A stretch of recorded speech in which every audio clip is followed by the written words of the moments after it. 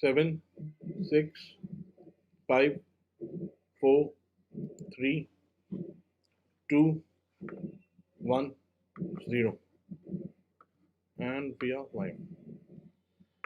Good afternoon, everyone. Welcome to another exciting episode of CampusCare EdTalks, a platform so exclusive where the top stalwarts of education come on board to express their viewpoints on burning topics curbing the education fraternity. Before I begin, let me quickly introduce you to Entab. We are a 20-year-old IT company engaged in providing matured and futuristic school ERP, CRM, and mobile apps to the top schools across India and help transform them from good schools to the best schools.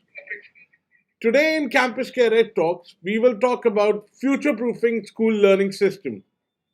What do you understand by future-proofing, if you may ask? Well, this current pandemic really taught us a good whacking and taught us a lesson. See, the future learning ecosystem is going to be a substantive reimagination of learning and development. This concept recognizes that learning is no longer viewed as a single event, nor even a series of events, but rather as a lifelong experience of continual growth. We'll be indulging our guest speakers of today to know more about the strategies and measures they have undertaken to future proof their school. So, without any delay, let me quickly introduce you for our guests of the day. Our first guest is Dr. Neeta Kohli. Ma'am has quite an exhilarating journey from being a primary school teacher to the principal of Delhi City School, Rohini.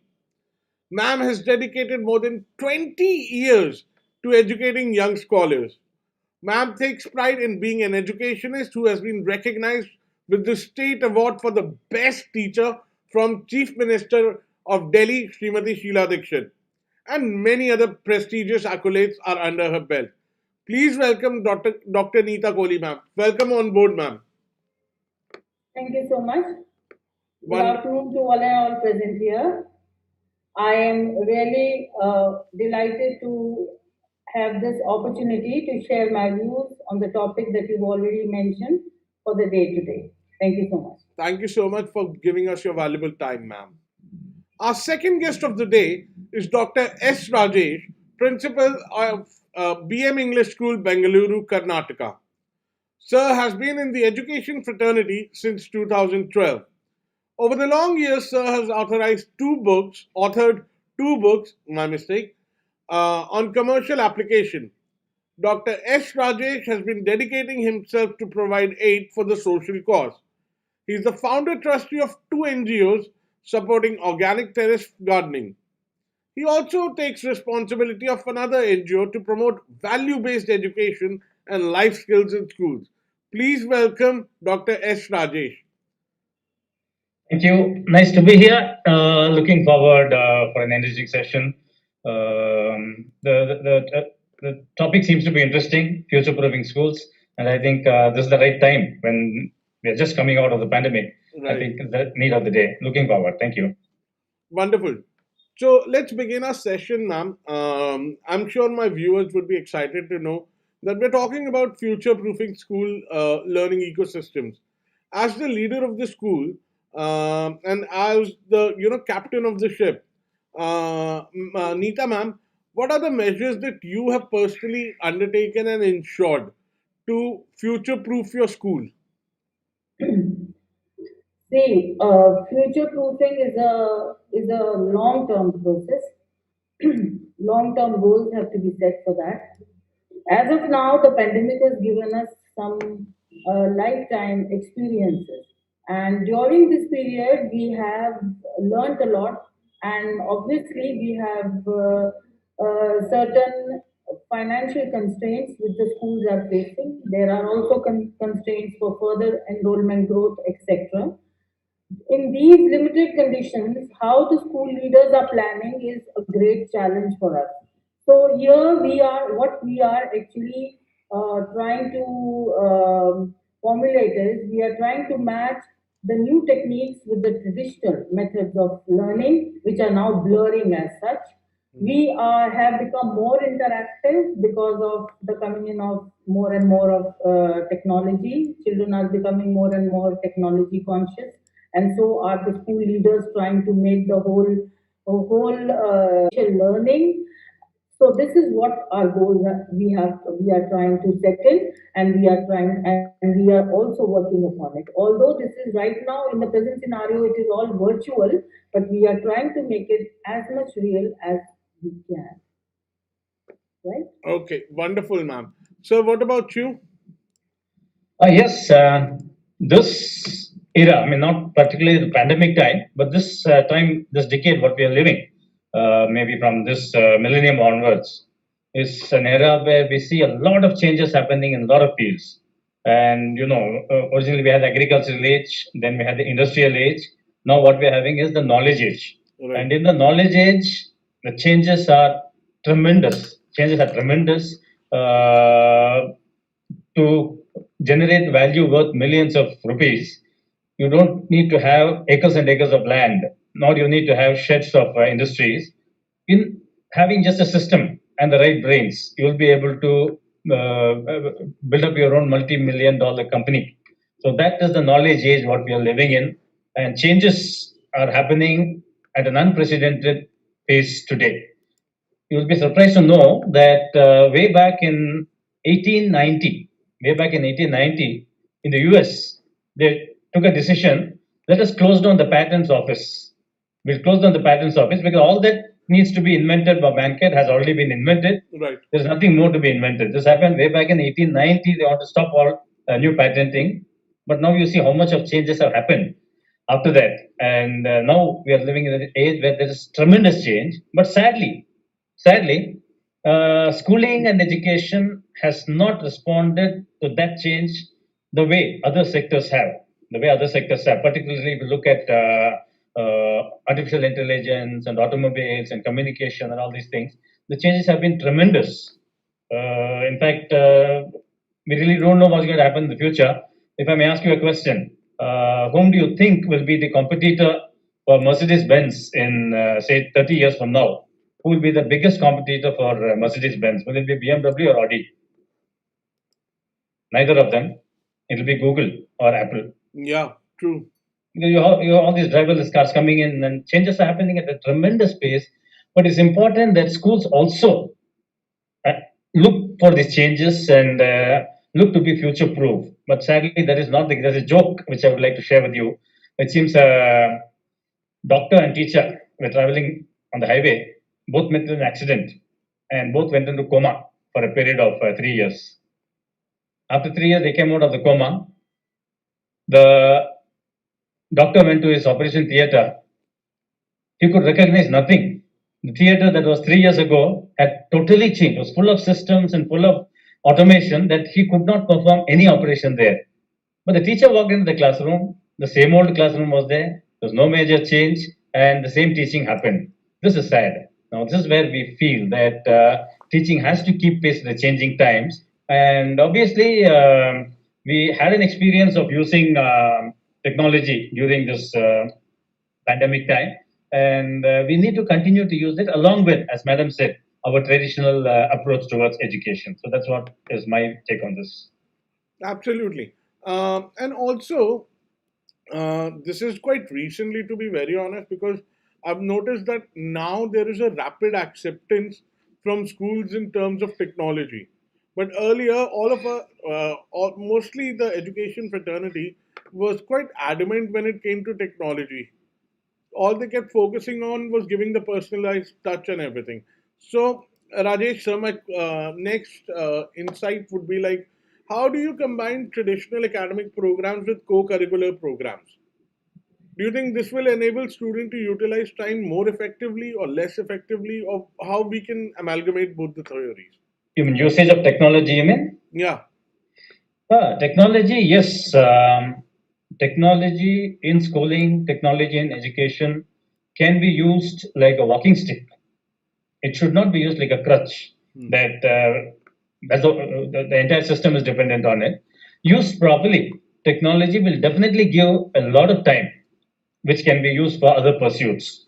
And for co-curriculars, yes. Now, sadly, as you may be noting, uh, the focus today is too much on academics only. That right from class 5 and 6, students start preparing for IIT entrance and they lose out on everything else, be it sports and games or NCC. We had something called the NCC, which we used to look forward to, the National Care. the National Service Scheme. Yeah. So many other things are there. But now, right from class 6, the focus of almost everyone is just to get into the IIT or get into AIIMS or whichever it may be. So they lose out a lot and they fail to understand that learning or real education happens only when there is a right mix of co-curriculars along with education.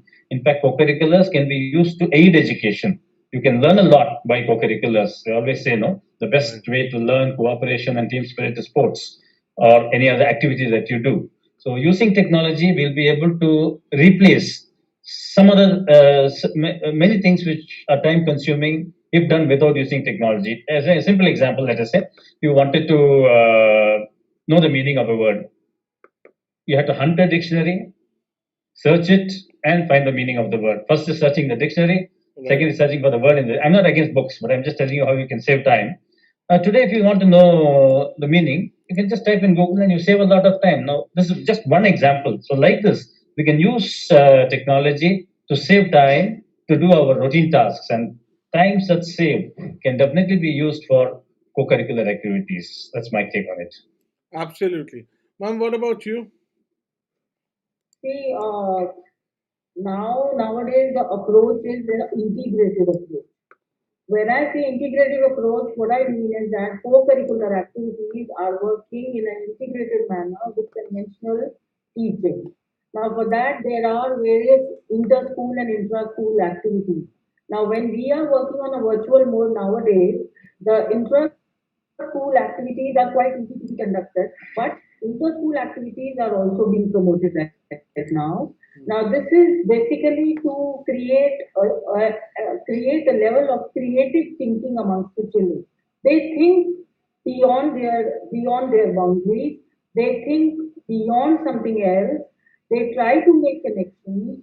They try to explore, and this is now an era of exploration, right? Only the traditional methods we cannot just bank upon. And for that reason, the co-curricular activities, they try to bring out the best of the child. They try to identify what the child is good at, whether he is good at public speaking, whether he is good at coding, whether he is good in other creative, like, dance and music and all that. And all these things will come at a competitive level when we hold intra-school activities. The co-curricular activities, obviously, they go hand in hand in growing, in bringing about the holistic development of the students. And this is what we are aiming today at, making them good human beings, bringing a holistic development amongst them. And for that, we just cannot depend upon academics. We have to also carry the co-curricular activities where proper crux is laid on art, where proper crux is laid on sports, where other methods of exploration and other methods of doing learning by doing is done, and that is what the co-curricular activities aim at, right? Absolutely, ma'am. So, taking cue from both of your answers and both of your, thought processes, do you think we are still? I mean, I know NEP is going to be followed pretty soon, but do you think we are still following that old British Raj education system where they only wanted clerks and administrators? Rajesh, sir.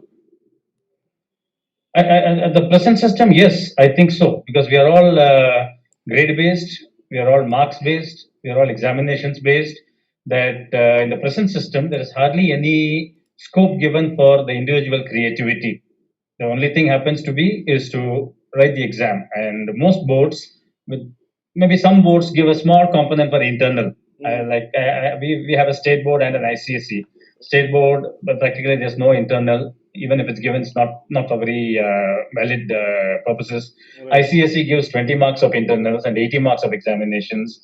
All said and gone, we still are in the British Raj time, where emphasis is to create followers and not Right. thinkers. Yeah. Now, no doubt, students, people who have studied in the Indian system are doing wonderfully well in various companies abroad and all these things. But then you should also ask yourself the question: having done schooling in this type of education, how many innovations and inventions have we done? How many new things has the Indian brain? With due respect, how many new things have been invented in the past, let's say in the past century? So I think we need to give a real look. Thankfully, the NEP, once implemented, is going to bring about a sea change in this. But at the moment, yes, I still do think that we are still examination and marks based, and this is what most of the parents want also, given the system today. Because whatever you say for co-curriculars and projects and all these things, ultimately, when you complete school and go for an admission to a higher center, all that they ask is your marks. Most Right. centers, all that they ask is your marks. So that should change, and we are banking on the NEP for that. Wonderful. Ma'am, what about you? Yeah, I do agree with what sir has mentioned. See, right now the system is whatever we are following is the system of rote learning, right? We cannot give away with it. Like the British Raj could not give away with the Arabic and the Hindi system of teaching that was going on during that period. We cannot give away with it, but we have to realize, and we have realized that we cannot just bank upon rote learning. We have to have experiential learning, and we have to give air, we have to give space to the children. We have to give air to their mind, and for that, it will take time, changes will come. Gradually, we have to move on to the new systems where we can totally give away the system of assessment. We cannot give away the system of assessment, though, but we can change the system of assessment. Right now, we are having the internal marks, as sir has also mentioned, in the different boards, and CBSE also follows the same till the 12th standard for all the subjects, for humanities and for sciences and for the commerce students, etc. But more and more, now what is going to happen in the future is that these 20 marks are going to increase further. We are going to lay less stress on theory, more on practicals, and we are going to, have more and more innovative methods of teaching, as well as we are going to have more creative minds which will come up. So this is what, like, methods of assessment have to change if we have to way to bring about creative thinking around. Nice. And taking cue from this, Rajesh sir, ma'am mentioned experiential learning. Do you think this would be the way of the future? Or in terms of blended learning, experiential learning? Because there are so many concepts which are being thrown around right now. And especially the pandemic has taught us one thing, that at least in Delhi, ma'am is from Delhi, I'm from Delhi, and you're from Bangalore. So all of these, all both the cities are highly polluted. So I know for a fact that now whenever there is going to be a pollution problem, schools will shift online. Let's be honest. So, but ma'am spoke about experiential learning. That's one point which I want to dwell on. Do you think now, during the advent of NEP, experiential learning would be given much more focus on? Yes, as ma'am mentioned, learning or schooling should be a combination of rote learning and experiential learning, because you cannot do away totally with the rote learning. Right. You need to store something in this hard disk also. Hmm. You can't have an empty hard. You should at least have an OS operating system to run the hard disk. So that should be there. There should be some amount of rote learning to keep things in your mind, and it's also an established fact even in our ancient gurukulas. No, when the student was between the ages of 7 and 12, that was the ideal time for the child to memorize things and store things in the brain. So there's nothing wrong if the facts are stored in the brain at that point of time, which can be used later for whatever thing they may want. But at the same time, that should not be the be all and end all of schooling too. Experiential learning, yes. I mean, what you learn, it's something called the Edgar Dale's cone of experience. No, what you learn by direct experience remains maximum in your mind, and what you learn by reading in books remains for the shortest time in your mind. So experiential learning, yes. And as far as I know from the NEP, what is there, the NEP has divided the schooling into different categories. Like nursery, first and second is one group. Third, fourth, and fifth is another group. 6, 7, 8 is another group. 9 to 12 is the final group. So here, the experiential learning component keeps on varying between these levels. And definitely in all levels, the experiential learning under NEP will be much more than what it is now. Okay. Uh, and ma'am, when we talk about experiential learning, the thing is, one of the biggest factors which I particularly feel would be that it will be beneficial for every sect of student, whether it's auditory, visual, or kinesthetic. Specifically, kinesthetic people will gain a lot. What are your points? What are your thoughts about that when it comes to Yeah, I, experiential I, learning? I am totally in agreement what you have mentioned here. But the most important thing is that right now we cannot totally also depend upon experiential learning because I told the changes have to be gradual. So we have to keep a balance between what methods we are undertaking right now and what we are planning for the future. The strategy, two things have to be kept in mind. One is we have planned a lot, obviously. The planning has been done by the planners. There is lot on paper. Now, what is most important is how we train our teachers, how we train our instructors who are actually going to put all this theory into practice. And for that purpose, we have to design right teaching strategy. So a lot has to be done on teacher education for that. So we have to work upon teacher education for that right from ground level because we are going to laying a lot of stress on ECC and all and that pattern. So we have to lay a lot of stress on research, whereas we are also going to devise new methods, new teaching strategies, which will put into practice what the planners have already planned in this NEP, the new program that we are having. Because we have to integrate the whole learning process right from pre-primary level till the 12th standard. How we are going to carry that in a single thread. That is a little difficult. It's not an unachievable task, obviously, but it is difficult, and for that, proper planning and groundwork is required. And for that, obviously, we are ready to take that challenge. The school leaders are ready to take that challenge, obviously, and carry it forward to us. And ma'am, any special activities that you're doing to, in terms of NEP or something, to be prepared for it when it gets launched? Yeah. That planning has started. The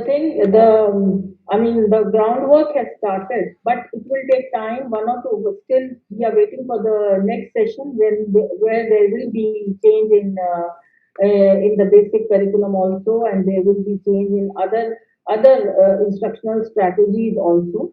But we have started that, where I have told you that the studies are now no longer going to be limited only to the rooms and even to the closed labs. We have to take the children out. We have to take the children out and to make them learn by doing, which I told even earlier that we have to lay stress on learning by doing, even for the senior level. Although we use the playway method only for the junior students, now we have to see that these methods are implemented in the 12th standard, obviously depending upon the standard of the student, the class of the student. Sir, what about you? Any special things Yeah, you're doing? no, I particularly noted one thing what ma'am said about NEP and how it can be implemented. I think the biggest challenge, as ma'am mentioned, was teacher training. Teachers being trained in that, and sadly, teaching is such a profession that you can enter the profession without a proper training degree. Though now it has become a little more strict with the National Institute of Open Schooling giving courses for teachers, compulsory courses that they do at least a D.Ed, and for higher classes they do a B.Ed. Now this has become compulsory since the past 2 years, but before that it was not very enforced at all. Can you imagine going to a doctor who doesn't have an MBBS degree? Can you imagine a lawyer going to a court without an LLB degree? So that sanctity for the profession should be there for teaching also. One, the teachers training should be made compulsory. which has been made, but more importantly, the quality of teacher training has to be improved a lot, because what is there in paper in NEP is going to be put into practice by the teacher, not by me, not by ma'am. We may form a very small portion of it. We may be able to guide the teachers, we may be able to meet some classes sometimes, but ultimately it's the teacher who creates the direct impact on the student. So it is very, very important that teacher training plays an important role, and this responsibility is not only with the teacher training institutes. We have got teachers who are there with us already, who have done their course, teachers training in the old school. Now it's the responsibility of schools also to ensure that the existing teachers are also well oriented into the philosophy and the spirit of the new education policy. All right. So, in fact, during pandemic as well.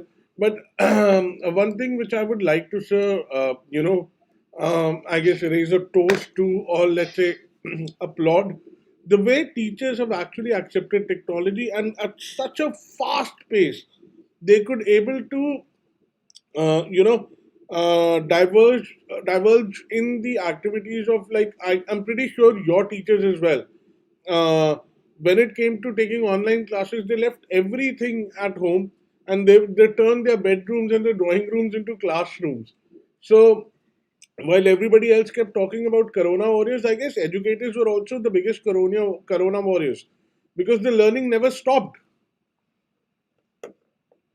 Right. So moving forward, in today's scenario, social interactions are limited, which is causing students to lose their touch of empathy, emotional maturity, and worldliness. What are the steps you have undertaken to measure such intangible qualities? Do you think it is mandate to learn these qualities, or they can be we can do so without them? Empathy, emotional maturity, and worldliness. Neeta, ma'am.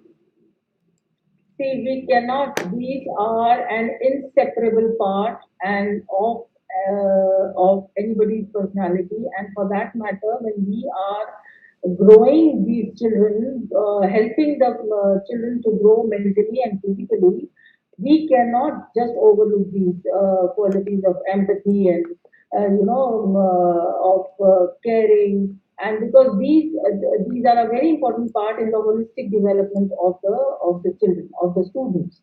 And for that matter, obviously in this virtual scenario that we are having at present, and also since more and more technology is coming into and children are now become very tech savvy, this is a time when the children are, they prefer to to stay indoors. They prefer to stay secluded.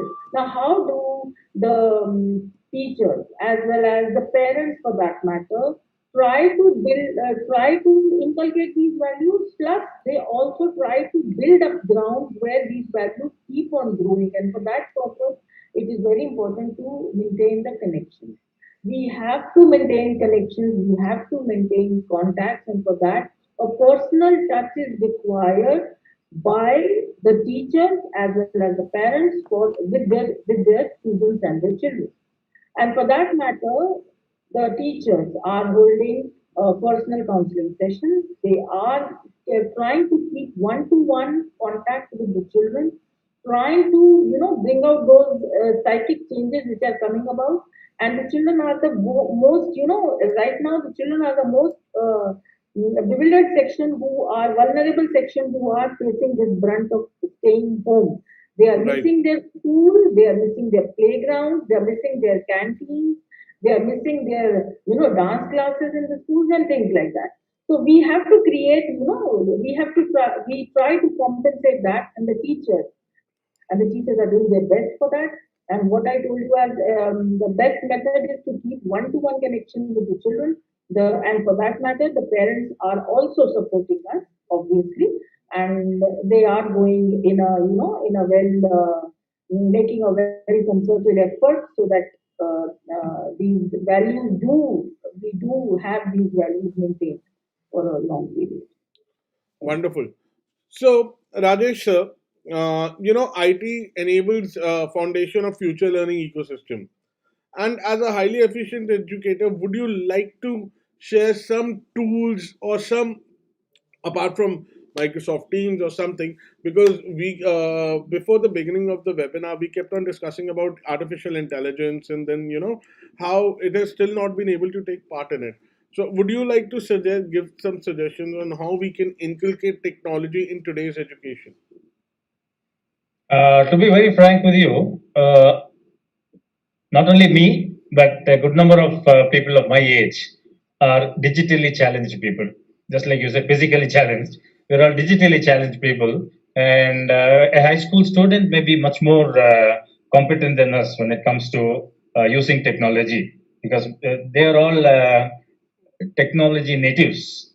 We are all technology immigrants. We Immigrants, right? migrated into this sometime in our 10, 15 years ago, but they were born with technology. So, to be very frank with you, I'm not an expert when it comes to technology, but all that I can see is that technology can simplify a lot of things. It can simplify a lot of things, but again, the biggest challenge, as ma'am said, was, or you mentioned, I don't remember, teachers proved that they can become tech savvy overnight. Right. They proved that they can become tech savvy overnight, because I myself had not heard something called Zoom. Last year, this time, they told me what Zoom was. I'll say it is something which you zoom in the camera to focus on the picture. I never knew that Zoom was a platform for online meetings. I learned it last April after the lockdown, when we had to do it. Not only me, not only my teachers. I think practically every teacher in the world has now become an expert either in Zoom or Microsoft Teams or Google Meet or whatever. So they are open to learning. And technology, yes, it has to be there. As I always previously told also, it has to be used in conjunction with the human element in teaching, human element in teaching learning. Very, very important that over reliance on technology should not take away the human element of teaching. As ma'am said, life skills is an integral part. Without that, you can without life skills like sympathy and empathy and all these things, if we're able to educate children only with maths and science, we'll be able to create excellent, intelligent idiots, not Right. human beings. We'll be able to create intelligent idiots. So we need to have technology at the same time with the human touch. That is what I feel about this. Okay. I guess, sir, to be very honest, when it comes to technology,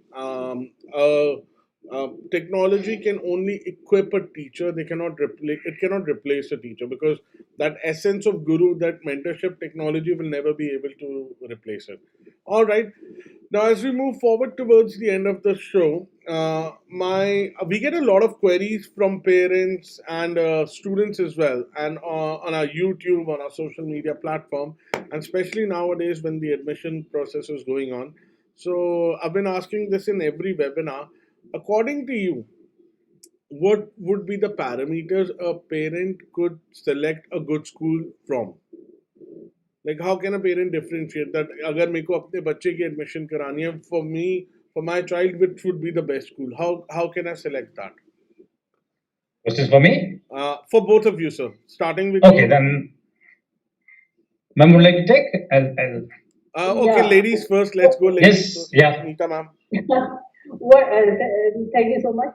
What I feel is that the school, the first and the foremost things that should be considered while selecting a school should be that it should be in a convenient area. It should be in a very convenient and accessible area, especially when nowadays when there are so many changes in the environment, there's so many changes in the looking after the transport, the pollution, and all that. So it should be in a convenient and accessible area, and further, it should also be very convenient for the parents, where nowadays you hardly find any family where both the parents are not working.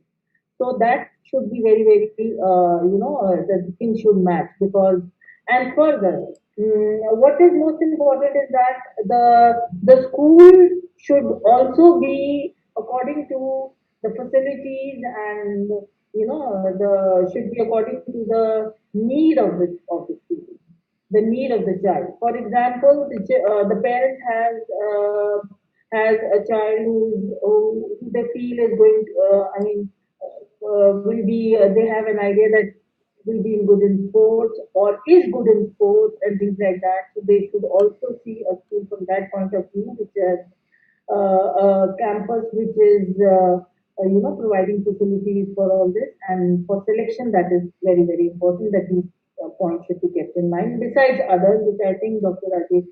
Rajesh will add further. Dr. Rajesh? Yes, I think the first thing what ma'am said, proximity.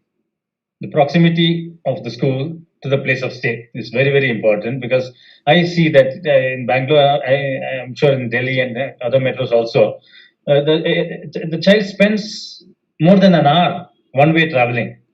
So about 2.5 hours goes in traveling only, and that's a waste of time. It's a waste of energy. So I think proximity is the prime criteria.